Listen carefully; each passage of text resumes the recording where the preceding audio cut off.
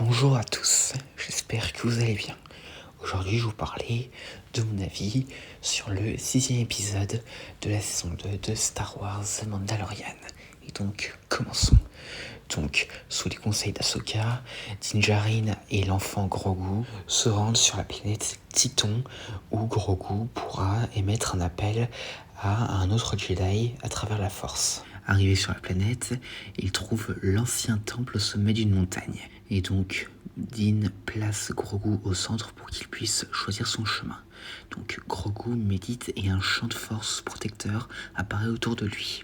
Mais bientôt, ils aperçoivent un visiteur plutôt inattendu. En effet, ils aperçoivent un autre vaisseau arriver. Et ce vaisseau, vous l'avez sans doute reconnu, mais il s'agit du Slave One, le vaisseau de Boba Fett. Et bien sûr, vu qu'on parle du loup, eh bien nous voyons Boba Fett. Donc ce dernier s'adresse à Din, lui disant qu'il est là pour récupérer son armure, donc celle que Cobb Vanth lui avait offerte sur Tatooine. Mais Din ne le veut pas vraiment parce que Boba affirme n'être qu'un simple homme qui tente de se frayer un chemin à travers la galaxie, tout comme son père Jango Fett avant lui. Et d'ailleurs, il répète les mêmes mots que ce dernier. Mais bientôt, Din, qui tente un peu de menacer Boba de l'abattre, est surpris en voyant que Fennec Shand, qu'il pensait morte sur Tatooine, est vivante et qu'elle pointe son canon vers Grogu. Mais finalement, Boba demande de baisser les armes pour négocier. Et finalement, Boba lui propose que s'il lui rend son armure, il l'aidera à protéger l'enfant. Mais bientôt, un troisième vaisseau arrive dans le système et celui-ci contient des Stormtroopers. Donc, ils ont suivi le traceur qu'ils avaient mis sur le vaisseau de Din. Et bien sûr, ils sont là pour capturer Grogu. Et honorant leur accord, Boba, Fennec et Din unissent leurs forces pour repousser l'avancée des Stormtroopers. Même si Din continue d'essayer de récupérer Grogu, mais il se fait repousser, étant donné qu'il a pas terminé son appel. Mais finalement, alors qu'il décide d'aller aider Boba et Fennec, Grogu termine son appel et s'effondre d'épuisement. Et pendant ce temps, Boba récupère son armure et finalement, il détruit tous les Stormtroopers.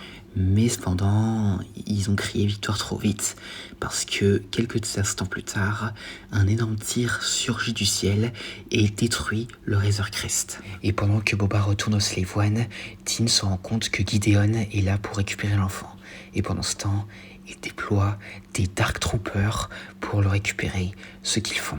Gideon a mis la main sur Grogu, et après avoir récupéré la lance en Beskar et la boule avec laquelle Grogu jouait dans les restes du Razor Crest, et c'est au passage quasiment tout ce qu'il en reste, Din, Boba et Fennec décident d'aller sauver Grogu.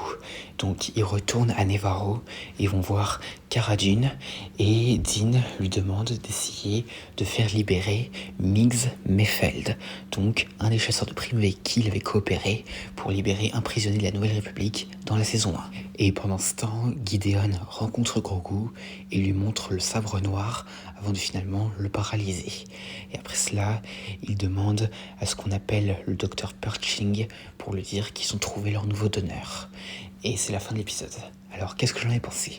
Alors très clairement, épisode incroyable. Alors déjà, Boba Fett, ça fait plaisir de le revoir. Non mais, nous qui pensions qu'il était mort il y a toutes ces années dans le Sarlacc, non mais là franchement, ça fait plaisir de le revoir en chair et en os. Et on peut voir qu'il a beaucoup changé depuis la trilogie originale, parce que déjà il essaie d'éviter le combat en premier lieu, et ensuite quand les Stormtroopers ils arrivent, non mais là il les défonce avec son bâton de scan là, enfin d'ailleurs pendant ça on en apprendra un peu plus quand on verra le livre de Boba Fett. Et quand il remet son armure, alors là je suis sûr qu'on a tous hurlé de joie en voyant ça. Et donc, alors, pour Din, alors, je suis désolé, mais je trouve que dans le combat, il a pas vraiment été trop utile, parce que il s'est repoussé plus de 3 fois, et pourtant, il abandonne pas, hein, jusqu'à finalement qu'il se rende compte que Fennec et tout, ils ont besoin de lui. Et donc, voilà. Et pour Fennec, je trouve qu'elle se débrouille très bien. Et c'est d'ailleurs cet épisode qui m'a fait vraiment aimer cette chasseuse de primes.